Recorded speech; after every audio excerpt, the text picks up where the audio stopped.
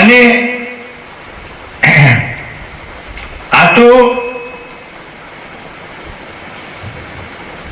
એમ સમજાતું નથી જયારે કાંઈક સત્સંગ કરીએ ત્યારે, કારણ કે એક ઠકાણે ભાણ સાહેબે પણ કીધું છે કે સતગુરુ સાહેબ શાન કરીને પ્રેમ જ્યોત પ્રકાશ. મને મારા ગુરુએ શાન ઈશારો કર્યો ત્યારે પ્રેમની જ્યોત પ્રકાશ. શું થયું? અખંડ જાપ આયો આત્મરો. આત્માનો અખંડ જાપ જે હાલી રહ્યો છે એ જે સદગુરુએ મને ઈશારો કર્યો કે ભાઈ આમ કર્યા શ્વાસે શ્વાસ. અખંડ જાપ આયો આત્મરો. कटी काल की फांसी साधु भाई प्रेम ज्योत प्रकाशी. गेब तना घड़ियारा वाग्या द्वैत गया दड़ नासी. गेब એટલે અનહદનાદ છે. ગેર તણ ઘડિયાળા વાગ્યા દ્વૈત ગયા દડ નાસી. ઝીણપણામાં ઝાલરી વાગી. જ્યારે સૂક્ષ્મ થયો મન, હું નિર્મળ થઈ ગયો, અહંકાર બધાય મટી ગયા. ઝીણપણું ક્યારે આવે?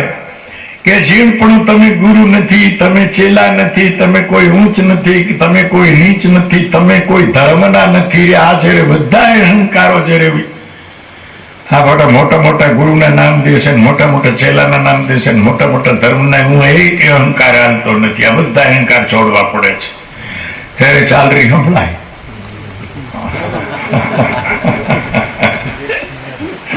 આ બધું પૈસા વાળા છો, સત્તા વાળા છો, બ્રાહ્મણ છો, સાધુ છો, મોટા ગુરુના શિષ્ય છો, આ બધું બોલવું પડે. હું ગુરુ એ નથી, શિષ્ય નથી. ગુરુ શિષ્ય બે એક જ છે. બે પણ તો અજ્ઞાનથી દેખાય છે. તો ભાન સાહેબ બાપુ કહે છે કે ભાઈ ઝીણપણામાં ચાલરી વાગી. ઉદય ભયા અવિનાશી. ત્યારે અવિનાશી હતા એ પ્રગટ થયા.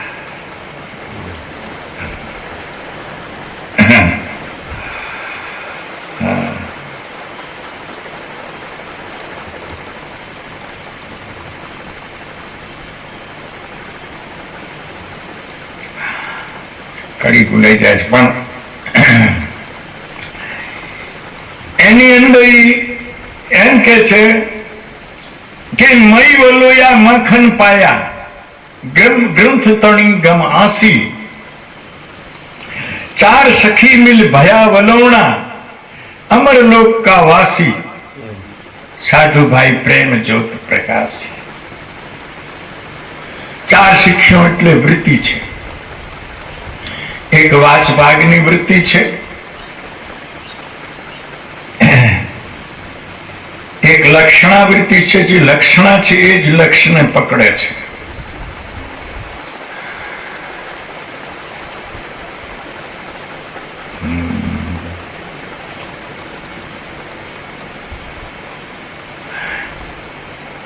એક વૃત્તિ છે તો એ એવી છે કે જેમ ગંગાને કાંઠે ગામ છે. હવે ગંગાને ગંગામાં ગામ છે એટલે ગંગામાં ગામ છે એવો એની જહતી કે છે. એ જહતી વૃત્તિ જે છે તો ગંગામાં ગામ છે એટલે આપણે એની લક્ષણા કરવી જોઈએ. ભાઈ ગંગામાં ગામ હોઈ ન શકે, કાંઠામાંથી હોવો જોઈએ. અજહતી વૃત્તિ છે એમ કે લાલ દોડે છે. લાલ દોડે એટલે ઘોડાનો રેસ હોય, એમાં ઘોડા દોડતા હોય તો લાલ તો રંગ છે, લાલ રંગ છે.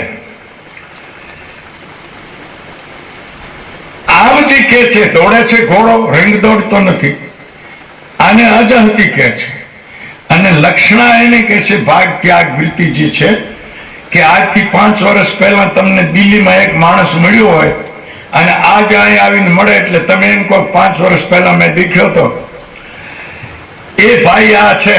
એટલે બીજા માણસ એમ કે ભાઈ તો ક્યાં છે, 5 વર્ષ વીતી ગયા, હું સ્થળ કયું, આ સ્થળ કયું, હું કાલ કયો, આ કાલ કે ભાઈ કાલ ગમે હોય પણ આ વ્યક્તિની છે એ સ્થળ બીજું હતું, એ સમય બીજો હતો, અત્યારે સમય બીજો છે, હું એને નથી કહેતો, પણ વ્યક્તિ આ મને 5 વર્ષ પહેલા દિલ્હીમાં મળી ગઈ છે, ભાગ ત્યાગ. એટલે ભાગ ત્યાગનો અર્થ અમારે વેદાંતમાં એને કહે છે જીવ ભાવની જે ઉપાધિ છે અવિદ્યા, એને છોડી દેવી. ઈશ્વર ભાવની જે ખરેખર ઉપાધિ છે માયા, તેને છોડી દેવી. અને પછી જે, કારણ કે બે ઠેકાણે ચેતન એક જ છે. આ ઉપાધિમાં ધર્મ છે, મરવું, જન્મવું, સુખી દુઃખી, એ બધા ઉપાધિમાં ધર્મ છે, કોઈ જીવ ચેતનમાં નથી. આ સમષ્ટિ જે છે આખા વિશ્વની ઉપાધિ, એ ઈશ્વર ચેતનમાં નથી, એ માયાના ધર્મ છે, આ અવિદ્યાના ધર્મ છે. એમાં ચેતન જે છે એ બે એક જ છે. તો આને કહે છે લેક્ષણાવૃત્તિ. તો આ 4 સખી ભયા વલવણા, તો અમે અમરલોકના વાસી થયા.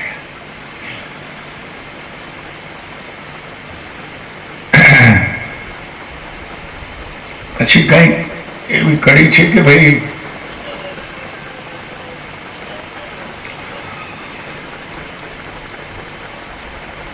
માફ કરજો, કડી ભૂલાઈ જાય છે, પણ એમાં એમ આવ્યું છે કે ભાઈ એક ગુરુએ બતાવ્યા પ્રમાણે ખરેખર જ્યારે આ મંત્રનો મેં જાપ કર્યો, આ શ્વાસ સમરણ કર્યું, ત્યારે મને ખરેખર એક નિરંતર આત્મ બોલે.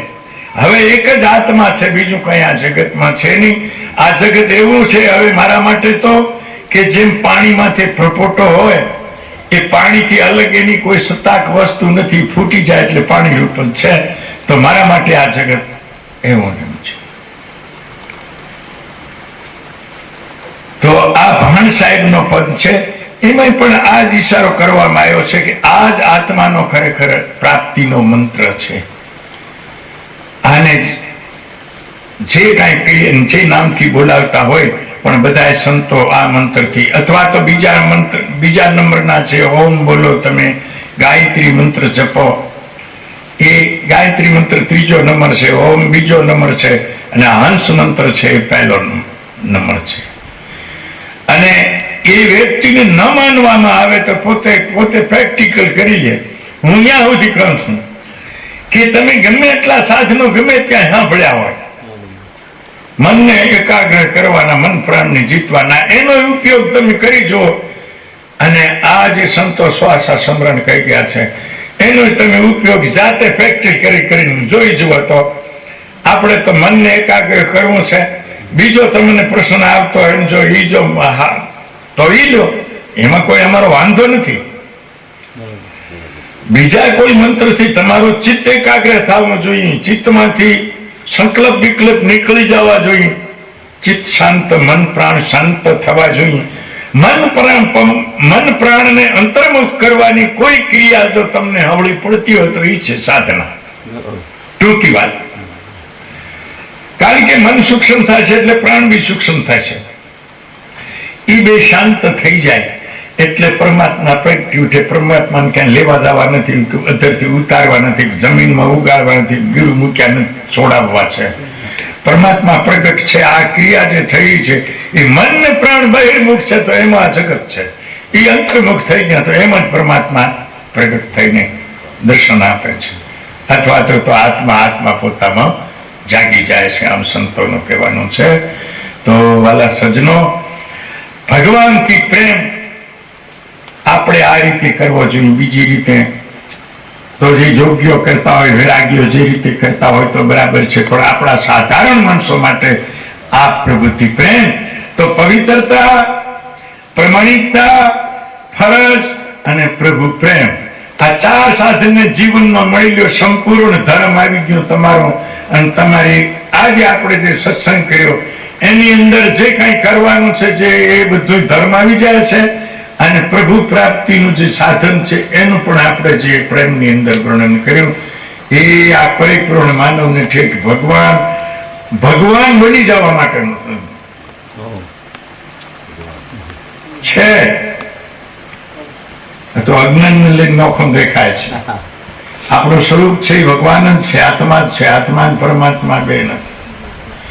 આ શરીરની અંદર જે ચેતન છે એને આપણે આત્મા કહીએ છીએ, અને બહારનું જે પાણીમાં, પથ્થરમાં, પવનમાં જે વ્યાપક છે એને આપણે પરમાત્મા કહીએ છીએ. પણ જેમ ઘડામાંયનું આકાશ ને બહારનું આકાશ બે નથી, એક જ છે. ઓ તો માટીના ઘડાને ઉપાધિ માટીને લઈને આપણને આ ઘડામાં રહ્યું નોખું દેખાય છે, બાકી બાયલું આકાશ જ છે. એમાં આમાં હાથમાં રહ્યો એ ખરેખર મહાત્મા જ છે, અલગ બે નથી. આ ઉપાધિ